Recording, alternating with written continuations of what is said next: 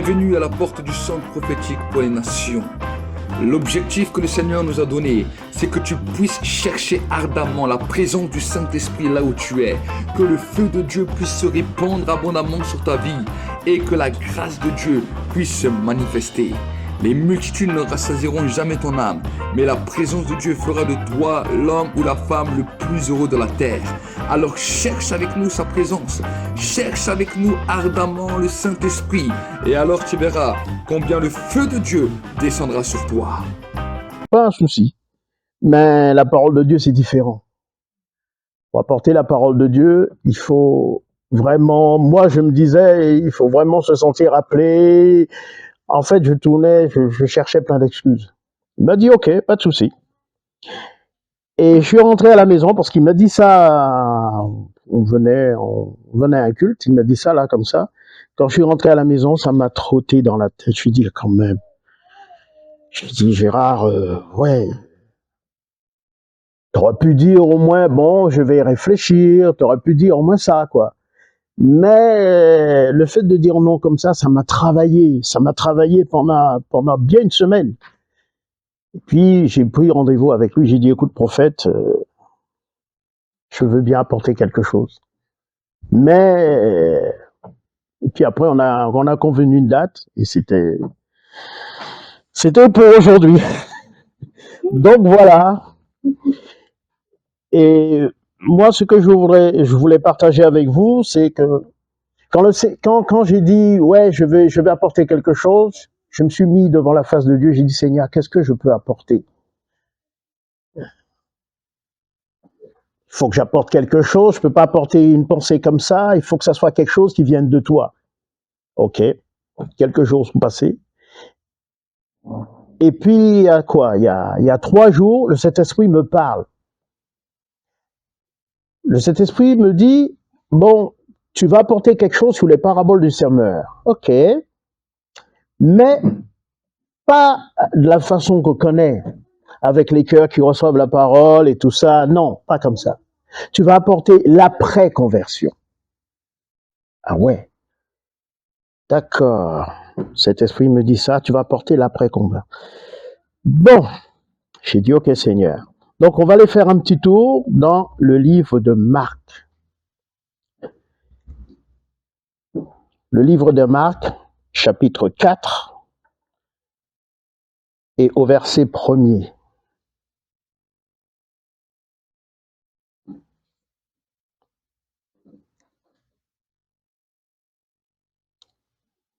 Non, 4.1 et verset 20, pardon. Pas verset 1er, ça commence bien.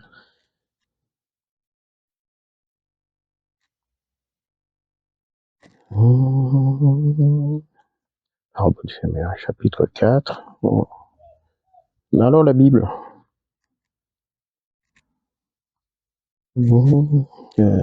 Toujours comme ça, quand on veut que ça marche, c'est là. Marc chapitre 4, verset 1 à 20. Okay.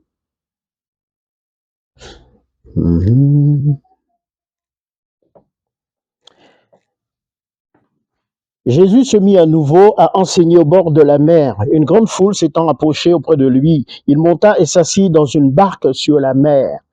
Toute la foule était à terre sur le rivage. Il leur enseigna beaucoup de choses en paraboles et il leur dit dans son enseignement, « Écoutez, un semeur sortit pour semer. Comme il semait, une partie de la semence tomba le long du chemin. Les oiseaux vinrent et la mangèrent. Une autre partie tomba dans un endroit pierreux où elle n'avait pas beaucoup de terre. Elle leva aussitôt parce qu'elle ne trouva pas un sol profond. Mais quand le soleil parut, elle fut brûlée et sécha faute de racines. Une autre partie tomba parmi les épines. Les épines montèrent et l'étouffèrent et elle ne donna point de fruit. Une autre partie tomba dans de la bonne terre. Elle donna du fruit qui montait et croissait. Et elle rapporta 30, 60 et 100 pour 1. Et puis il dit que celui qui a des oreilles pour entendre, entende. Donc là, il n'y a pas si longtemps que le prophète, il a apporté ce prêche, si on peut dire ça, et il nous a dit que là, on est en face de plusieurs types de personnes qui reçoivent la parole. Et c'est vrai que Jésus, il est en train de décortiquer. Une partie tomba dans un endroit pierreux. Le soleil est paru et puis elle fut brûlée, s'échafaude faute de racines. Une autre partie tomba parmi les épines. Les épines montèrent et l'étouffèrent et elle donna point de fruits. Une autre partie tomba dans de la bonne terre et elle porta du fruit qui montait et croissait et elle rapporta 30, 60 et 100 pour un. Ça, c'est, on va dire, ce que produit la parole quand elle est prêchée. Il y en a qui vont la recevoir, il y en a qui vont pas la recevoir en fonction du cœur, en fonction de la personne. Ça, on le sait, on en a entendu pas mal de prêches là-dessus. Mais le problème, c'est que bien souvent, quand on reçoit la parole, on est tout feu, tout flamme. Ça nous a touchés, on pleure sur notre péché. Mais après, qu'est-ce qu'on fait? Après qu'on ait été touché, après qu'on a dit ouais, le Seigneur m'a touché, il faut que je pense à faire quelque chose pour Dieu. Sur le moment, on est tout feu, tout flamme. Un jour passe, 2 jours passent, 3 jours passent. Qu'en est-il de cette parole? Est-ce qu'elle a fait un chemin? Est-ce que le cœur est toujours touché comme au moment où on l'a reçu? Pour ma part, ce que je peux dire, c'est que ça fait 41 ans que je suis avec le Seigneur. Ça fait 41 ans que je lui ai donné ma vie. Et je peux vous dire, déjà quand j'ai rencontré le Seigneur, je le cherchais pas. Je sortais du service militaire. Ma mère, qui était une femme très pratiquante, elle cherchait à gauche, à droite, puisqu'on est issu d'une famille catholique, et elle cherchait à gauche, à droite. Elle sentait que chez les cathos, il n'y avait pas tout à fait ce qu'il fallait. Et elle a commencé à chercher jusqu'au jour, 2 enfants de Dieu sont venus et ils ont frappé à sa porte. Et elle a donné son cœur à Jésus à ce moment-là. Mais ça, je ne le savais pas, j'étais au service militaire. Quand je suis rentré, j'ai dit, mais maman, qu'est-ce qui t'arrive? C'était plus la même personne. On connaît sa mère. Elle chantait, elle mettait les cantiques. Je dis, mais qu'est-ce qui t'arrive? Ok, j'ai rencontré Jésus. Ça me parlait pas, pardon. Jusqu'au jour, elle me dit, bon, ça y est, tu as fait ton service militaire, qu'est-ce que tu penses faire de ta vie? Il va falloir que tu cherches du boulot. Tu ne peux pas rester là comme ça. J'avais 19 ans à l'époque. Ok. Ben, tu devrais venir avec moi, elle me dit. À l'église, là, on peut prier pour toi. Le Seigneur peut te faire trouver un travail. Ok. Ah bon, il peut faire ça? Oui, il peut faire ça. Le Dieu que je connais peut faire ça. D'accord. Maman, lui ai-je dit tranquillement, tu sais, c'est pas pour moi ça. Ça, c'est pour les personnes d'un certain âge. Des gens qui sont assis toute la journée, qui chantent Alléluia, Alléluia et qui battent des mains. Où il n'y a pas de musiciens, ils se contentent de chanter. Il y en a qui ont des voix de casserole, il y en a qui ont des voix plus ou moins. Voilà ce que je lui ai dit. Elle m'a dit non, il faut pas dire ça. C'est pas comme ça qu'il faut dire. Tu viens, tu vois et après tu peux parler. Elle m'a dit ça 1 fois. Elle m'a dit ça 2 fois. J'ai dit ok, on va y aller.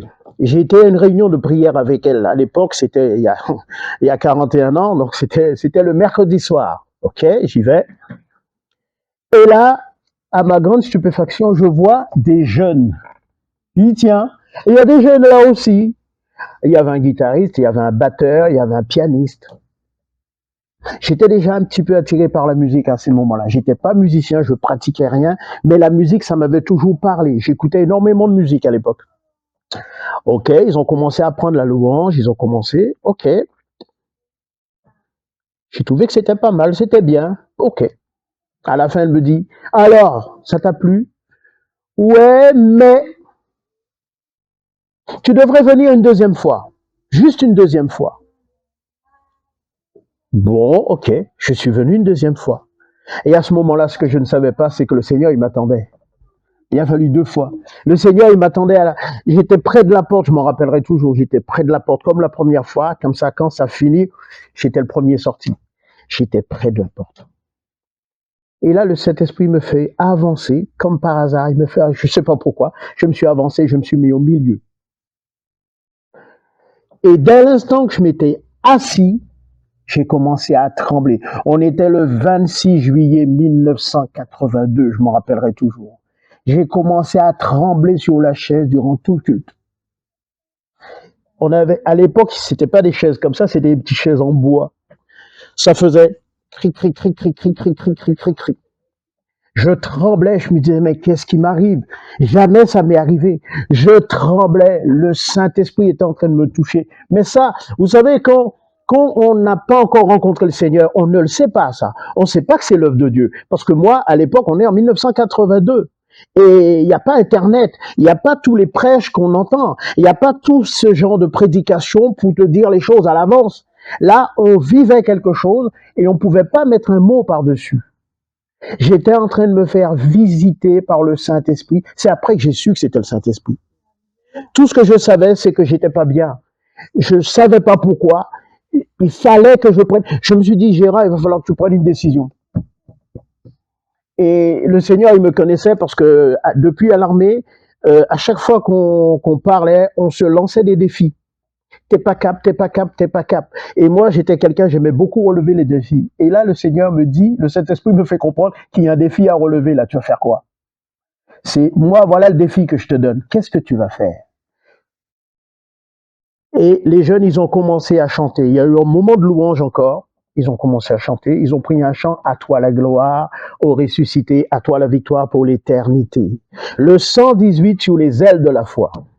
Ça a été mon cantique. Quand ils ont pris ce cantique-là, je tremblais de plus belle. J'ai dit, mais c'est pas possible, qu'est-ce qui m'arrive? On est en plein juillet, il fait pas froid, qu'est-ce qui m'arrive? Et puis, le prédicateur de l'époque, il a commencé à prêcher, il me ciblait. J'avais l'impression qu'il n'y avait plus personne dans la salle, j'étais tout seul, et il me disait ma vie, il me disait tout ce que j'avais fait. Des trucs, je lui dis, mais c'est pas possible, je le connais pas, cet homme. Comment ça se fait-il qu'il me cible comme ça? Et il me racontait ma vie. Ok? Je regardais ma mère, elle était en plein louange, alléluia, alléluia. Et elle était à des kilomètres de savoir ce qui m'arrivait. Je vivais quelque chose que je ne comprenais pas. J'arrivais pas à mettre le doigt dessus. J'arrivais pas à mettre un nom sur ce que je vivais. Parce que pour moi, c'était nouveau. On m'avait pas préparé à ça. Et voilà que là, je me lève, moi qui prie pas d'habitude, voilà que là, je me lève et je commence à rendre gloire à Dieu. Je prends les quelques mots du cantique, là, à toi la gloire pour l'éternité, et je mets ça dans une prière et je rends gloire à Dieu avec ça. Et je m'assois. Ben, je peux vous dire, quand je me suis assis, j'étais plus le même homme. Ma vie avait basculé, ma vie avait changé. J'étais plus le même homme, j'en parle encore, ça me donne des frissons. Ouh là là, wow. J'étais plus le même homme. Je suis rentré à la maison. J'avais des piles de disques comme ça. J'ai été prendre un grand sac poubelle. C'était des 33 tours à l'époque et je les ai tous fracassés. J'ai rempli le sac. J'ai descendu ça à la cave, mettre ça à la poubelle, je suis remonté. J'ai arraché les posters, j'ai tout déchiré, tous les posters, les cassettes, tout a valsé. Ma mère, elle me regarde, elle me dit, mais elle se doutait de quelque chose. Mais là, ça a été un ouragan. Il y avait un ouragan qui se passait dans la chambre. J'ai tout nettoyé. Elle me regarde et me dit, mais alors, qu'est-ce qui t'arrive? Je lui ai dit, maman, j'ai trouvé quelqu'un qui peut enfin m'aider. Voilà ce que je lui ai dit à ma mère. Elle m'a regardé comme ça, elle a souri, elle a fait demi-tour, elle est rentrée dans sa chambre. Ce que je veux dire par là, c'est que après ma conversion, je suis retourné à l'église. Le dimanche d'après, j'étais parmi les premiers, j'étais là. J'étais voir le pasteur, je lui ai dit, je veux m'acheter une Bible. Il faut que je lise la parole de Dieu. Avec ce que Jésus a fait dans ma vie, comment ça se fait-il que je ne peux pas rester là comme ça? Il faut que je lise la parole de Dieu. J'ai commencé à lire la parole de Dieu. J'ai dû battre un record. Je l'ai lu une première fois, de la Genèse à l'Apocalypse. J'ai pas compris grand-chose. J'ai dit, c'est pas grave. Je vais relire une deuxième fois. Deuxième fois dans la foulée. OK. J'ai été voir le pasteur, j'ai dit, est-ce qu'il y a quelque chose à faire pour Dieu? Est-ce qu'il y a quelque chose à faire pour Dieu? Avec ce qu'il a fait dans ma vie, est-ce qu'il y a quelque chose à faire pour Dieu? Je veux faire quelque chose pour Dieu. Il m'a dit, tu commences à balayer l'église. Je lui ai dit, il n'y a pas de souci. Le soir, je venais avec ma pelle, ma serpillière, je balayais, je nettoyais, je rangeais les chaises et tout et tout. OK. Après, j'ai dit non. OK. Est-ce qu'il y a quelque chose d'autre à faire pour Dieu? Je me suis mis à genoux, j'ai commencé à prier, Seigneur, avec ce que tu as fait pour moi, je veux faire quelque chose pour toi. Qu'est-ce que je peux faire pour toi? Et en y réfléchissant, le Seigneur a commencé à me diriger vers la musique. À l'époque, je commençais à jouer de l'harmonica. Mais je commençais, je l'avais tout juste acheté. Je savais pas, il n'y avait pas d'internet, il n'y avait pas de cours, il n'y avait rien. Je l'avais l'instrument comme ça dans les mains. Et puis, je pensais harmonica. Je dis, mais Seigneur, je ne sais pas jouer. Comment je peux te servir avec un instrument que je ne sais pas jouer? Je sais rien de la musique. Le solfège, pour moi, c'est du charabia. Et je me suis rendu compte que le Saint-Esprit m'orientait là-dessus. J'ai dit, OK. J'ai commencé avec mon petit instrument à chercher les notes, les machins. J'ai commencé. Je passais la journée avec. J'allais au boulot avec dans la poche. J'allais à l'église avec dans la poche. Je dormais, je le mettais sous l'oreiller. Mais vraiment, cet instrument, cet instrument est devenu pour moi, après la Bible, c'était un harmonica. Des fois, j'avais les deux. Quand j'avais fini de lire la Bible, je prenais l'harmonica. Je me suis acheté un J'aime l'Éternel. Je commençais à regarder. Je vois, mais ça veut dire ça. J'allais voir les musiciens de l'époque. Comment tu peux savoir que ça, tu peux le jouer comme ça? Ils m'expliquaient plus ou moins. Et le Saint-Esprit a commencé à m'enseigner. J'ai été à l'école de Dieu. Il a commencé à m'enseigner. Tu fais comme ça. Tu fais comme ça. Tu fais comme ça. Tu fais comme ça. Et petit à petit, ça m'a pris des années. C'est pour ça que vous voyez que j'arrive à faire quelque chose. Je ne suis pas un grand musicien, mais j'arrive à faire quelque chose parce que le Seigneur m'a accordé sa grâce. Quand je lui ai dit, c'est bien beau, tu m'as sauvé, mais il faut que je fasse quelque chose pour toi. C'est pour ça que je me dis que bien souvent, on accepte le Seigneur, c'est vrai. Bien souvent, la parole tombe dans de la bonne terre qui porte du fruit. Oui, mais une fois que la parole a porté du fruit, qu'est-ce qu'on fait avec ce fruit? Est-ce que on dit, bon Seigneur, ok, la parole a porté du fruit, et puis je reste assis dans le grand fauteuil du salut, les jambes croisées, je vais pas témoigner, je regarde, ben il fait un peu trop froid, il pleut un peu trop, la météo n'est pas terrible, donc je reste là, et puis quand le pasteur lui demande, est-ce que quelqu'un veut s'engager? Est-ce que quelqu'un veut faire les travaux à l'église? Est-ce que quelqu'un veut balayer de l'église? On fait genre, on n'a pas entendu. Comme par hasard, on se gratte l'oreille. Comme par hasard, on est occupé. Comme par hasard, on regarde son portable. Comme par hasard, on a toutes sortes d'excuses.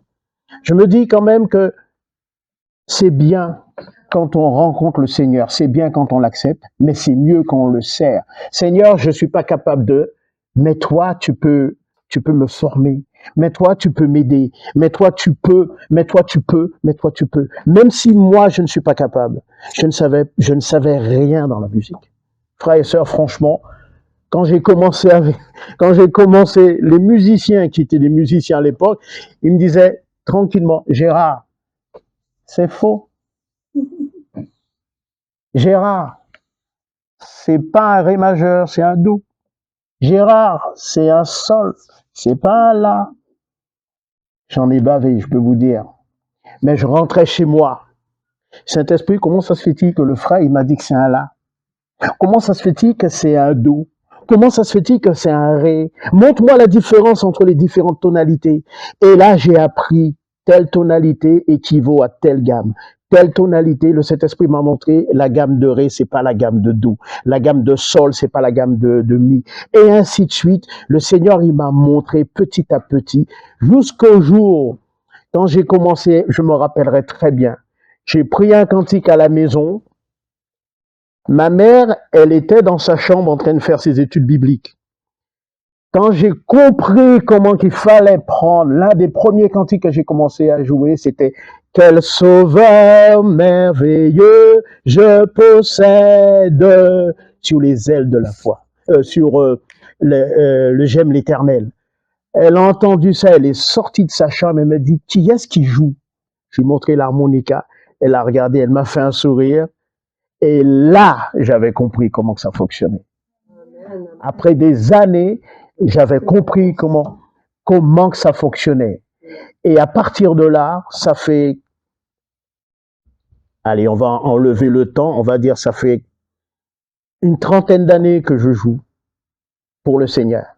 Que ce soit dans la louange, que ce soit à la maison, que ce soit dans quelques groupes que le Seigneur m'a donné la grâce de jouer.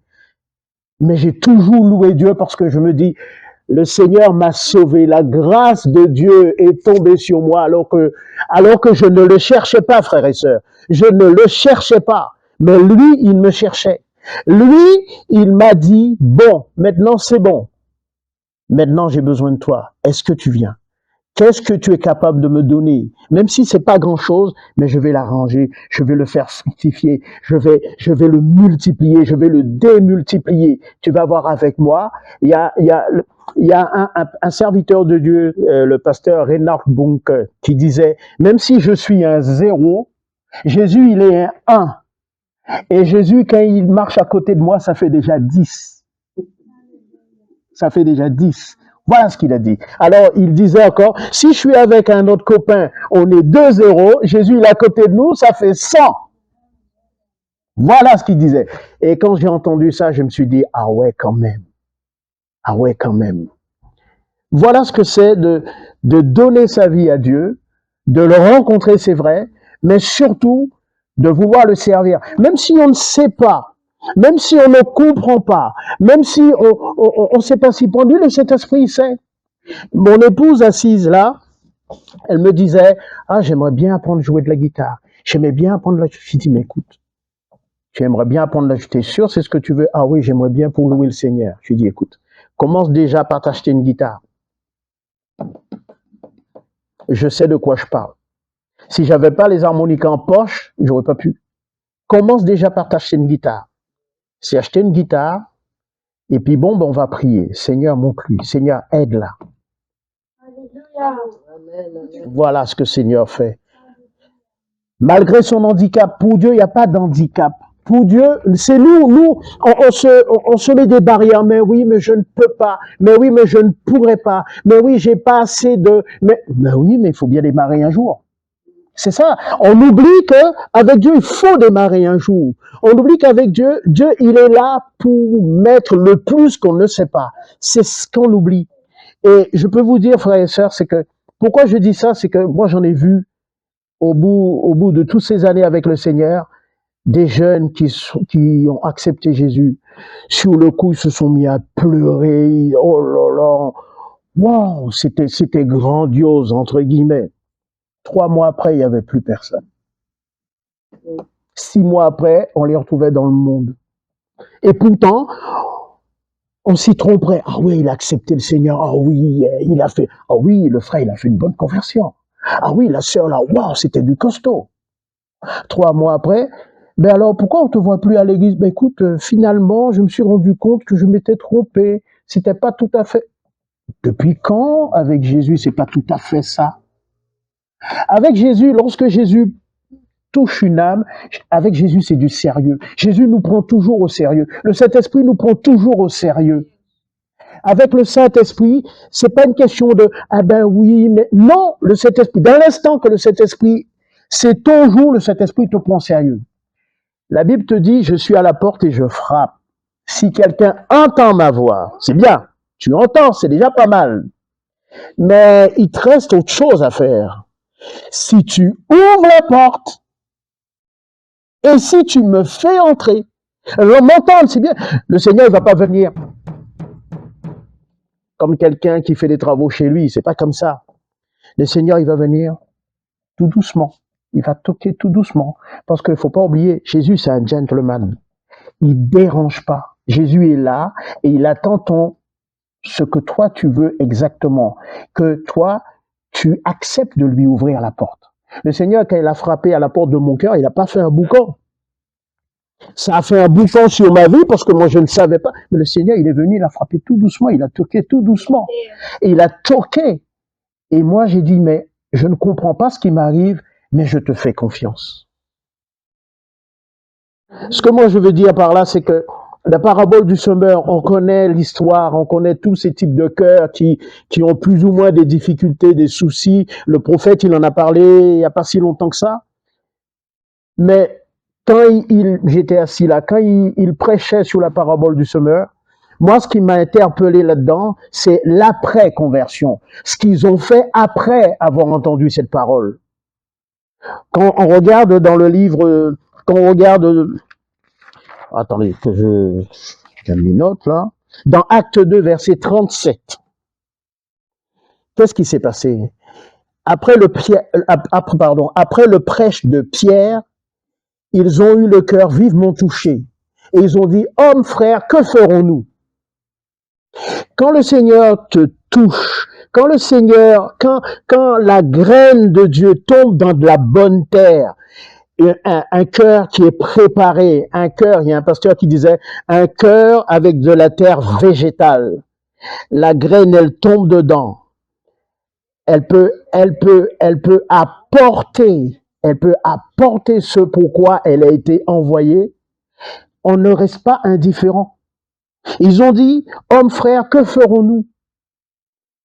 Et la Pierre leur a dit, vous serez baptisés, nanana. Il leur a donné tout le détail. Mais ils ont dit, que ferons-nous?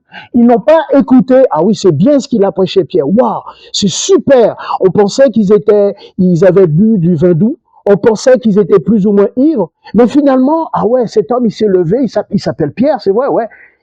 Et il a dit quelque chose de très intéressant. Il a parlé de Jésus, il a parlé de la crucifixion, et maintenant il nous parle. C'était bien, c'était une belle histoire. Bon, ben salut Pierre. Non, ça s'est pas passé comme ça.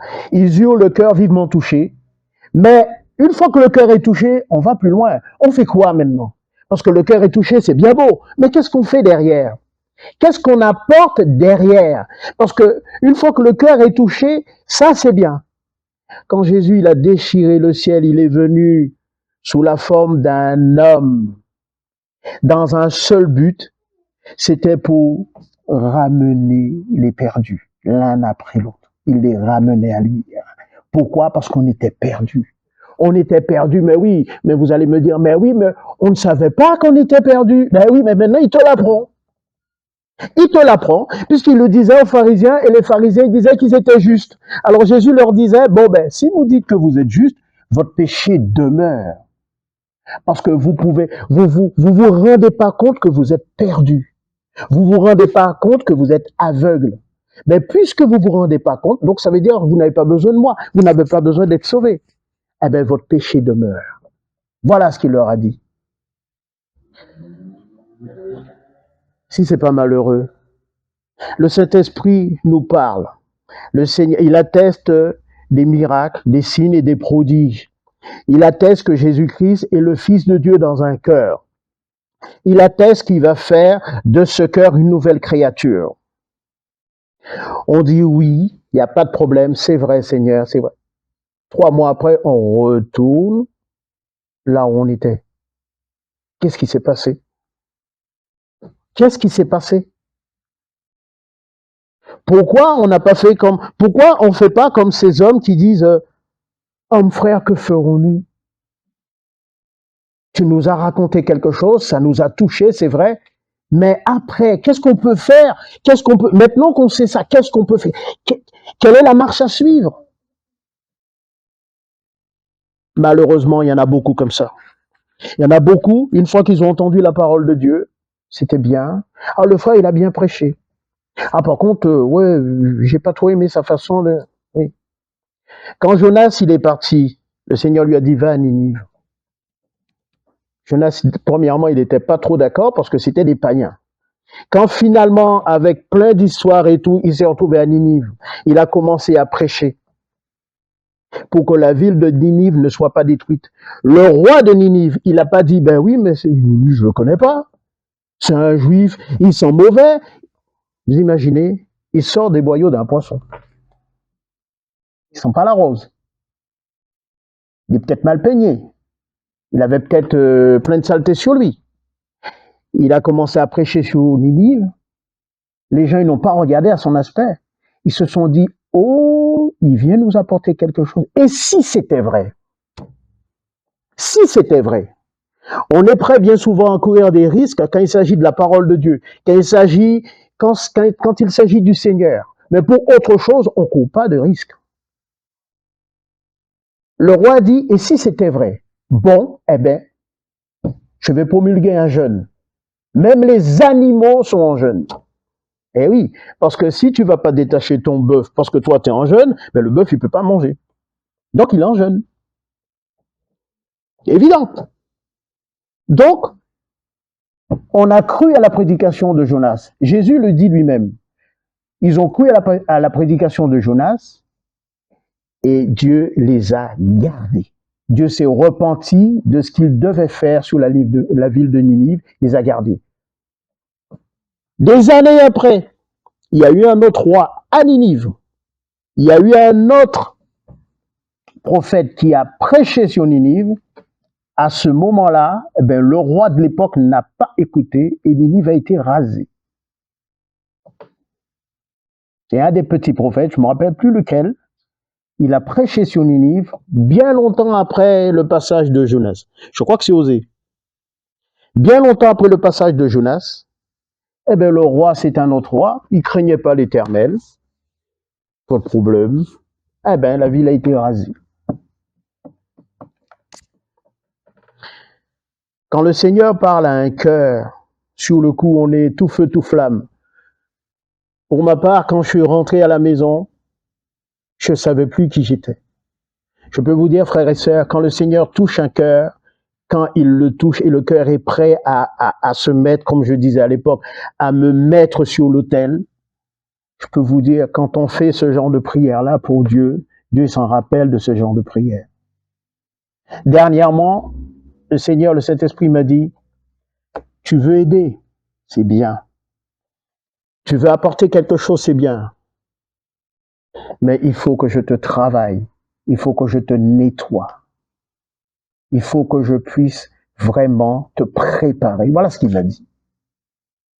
Je me suis dit, Seigneur, oui, c'est vrai. Parce que je comprends que tu ne peux pas permettre d'envoyer quelqu'un qui n'est pas préparé. Moïse a été préparé pendant 40 ans. Josué a été préparé durant toute la vie de Moïse. Timothée, c'est Paul qui l'a préparé. Et ainsi de suite. Dieu ne peut pas se permettre d'envoyer quelqu'un qui n'est pas prêt. Gédéon, il a été préparé. À chaque fois que Dieu envoie quelqu'un, c'est sûr, on n'est pas des Gédéons. Mais ce trait de caractère, Dieu aime trouver un trait de caractère dans la vie de quelqu'un avec qui il voit qu'il peut faire quelque chose. Dieu va travailler cette personne. Parce que nous, on va se voir comme un petit chat. Gédéon, il se voyait peut-être comme un chat. Mais l'ange, quand l'ange vient et lui dit, je te salue, vaillant héros.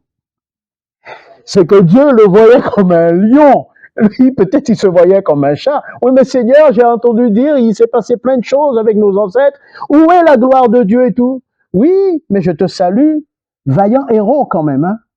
L'ange s'est pas trompé. Parce que quand on regarde la vie de Gédéon, on se rend compte qu'il est devenu ce vaillant héros. À la fin. Dieu nous voit toujours avec ce qu'il va faire de nous, comment on sera après avoir été travaillé, après avoir été utilisé dans sa main. Mais il va nous préparer. Il lui a dit, tu vas faire tomber le pieu sacré de ton père. Tu vas casser tout ça et tu vas faire un autel à ma gloire. Pour lui faire comprendre, on change de maître là, ça y est, c'est fini. C'est plus Baal, mais c'est l'Éternel maintenant. On va changer de maître. C'est moi qui suis avec toi. Donc tu vas commencer à faire ce que je te dis. Et ainsi de suite. Le pauvre petit Gédéon, il a commencé à se poser des questions. Oui, mais est-ce que c'est toi? Je vais te demander de me mouiller la toison, qu'il y ait de la rosée qui tombe sur la toison. Et ainsi de suite. Il va commencer à apprendre qui est Dieu, ce Dieu qu'il ne connaît pas, mais qu'il a entendu parler. Frères et sœurs, lorsque ce que je me dis, et je suis toujours attristé, c'est lorsque la parole est semée, lorsqu'il y a des gens qui pleurent sur le péché, sur leur péché, et qui, waouh, je te dis oui, c'est vrai. Mais d'un autre côté, 6 mois après, ce n'était qu'un feu de paille. Ça a fait un grand feu, tout le monde était content, et puis après, il n'y a plus rien. Quand il s'agit de venir servir le Seigneur, quand il s'agit ne serait-ce que pour balayer, il n'y a personne. Quand il s'agit de venir pour pouvoir faire les travaux, il n'y a personne. Quand le Seigneur nous demande de faire quelque chose, il n'y a personne parce que quelque part, on n'est pas intéressé. On est touché, on veut être sauvé, on veut être assis dans le fauteuil du salut, mais sans plus. On passe le relais à quelqu'un d'autre. Mais oui, le frère, il prie mieux que moi. C'est à lui d'y aller. Tiens, cette prophétie, ça touche la sœur là-bas. Oui. Tiens, c'est le frère qui est concerné, pas moi. Non. Merci Seigneur, parce que ce jour-là, je lui ai ouvert mon cœur. Et je sais que parmi nous, là, vous avez fait le bon choix. Et c'est vrai que le Seigneur nous conduit sur des chemins qu'on ne connaît pas. J'étais à des années de lumière de savoir qu'aujourd'hui, j'allais me trouver devant vous pour parler du parabole du semeur. J'étais à des années-lumière. J'ai pas l'habitude, ça se voit. J'ai les genoux qui glissent. J'ai plus envie d'aller prendre soit la batterie, un harmonica ou jouer un morceau. Ça, c'est dans mes cordes. Mais quand il s'agit de prêcher la parole de Dieu, c'est vrai qu'on est sur un terrain qu'on ne comprend pas et qu'on ne connaît pas. Mais je fais confiance à Dieu. Je lui fais confiance et je lui dis merci de ce qu'il m'a trouvé. Son serviteur m'a demandé, la première fois j'ai refusé, mais là le Saint-Esprit m'a dit attends, tu es sûr que tu vas refuser si je t'appelle à faire ça? Il dit Seigneur, c'est vrai, si tu m'appelles, ok, je vais y aller. Avec les moyens que j'ai, avec ma petite, comment dirais-je, ma petite foi entre guillemets, mais je sais que tu es là et c'est toi qui fais bouger le gant. C'est ta main qui a dans le gant et qui le fait bouger. Et si c'est comme ça, Seigneur, je veux bien y aller. Voilà ce que j'avais sur le cœur. Voilà ce que le Saint-Esprit m'avait dit de vous dire. Amen. Que Dieu soit béni. Amen. Seigneur, merci pour ta parole, Seigneur. Merci parce que comme tu vois, Seigneur, je l'ai dit avec mes mots, Seigneur mon Dieu, avec, Seigneur, ce que tu as mis dans mon cœur. J'ai essayé, Seigneur mon Dieu, de faire ce que je pouvais faire, mais je sais que le reste t'appartient, Seigneur. C'est toi qui vas toucher les cœurs, c'est toi qui vas, ne serait-ce que nous rappeler, Seigneur mon Dieu, que nous devons, Seigneur mon Dieu, nous lever pour toi et de ne pas toujours passer la main, laisser la place pour l'autre. Seigneur, merci parce que quand tu as déchiré le ciel, Seigneur, tu es venu vers nous. Tu nous as, Seigneur, apporté la vie parce que nous étions perdus. Que nous le reconnaissions ou non, Seigneur, toujours est-il, nous étions perdus. Et nous étions perdus vraiment loin parce que nous étions dans nos péchés. Seigneur, merci pour ta grâce. Merci pour le jour que tu as touché mon cœur. Merci pour le jour où tu as touché le cœur de nos frères et de nos sœurs, Seigneur mon Dieu, de mes frères et de mes sœurs, pardon. Merci parce que, Seigneur mon Dieu, c'est toi qui fais toutes choses belles en sa saison. Nous te rendons grâce, nous te bénissons dans le beau nom de Jésus. Amen. Amen. Bienvenue à la porte du centre prophétique pour les nations. L'objectif que le Seigneur nous a donné, c'est que tu puisses chercher ardemment la présence du Saint-Esprit là où tu es, que le feu de Dieu puisse se répandre abondamment sur ta vie et que la grâce de Dieu puisse se manifester. Les multitudes ne rassasieront jamais ton âme, mais la présence de Dieu fera de toi l'homme ou la femme le plus heureux de la terre. Alors cherche avec nous sa présence, cherche avec nous ardemment le Saint-Esprit, et alors tu verras combien le feu de Dieu descendra sur toi.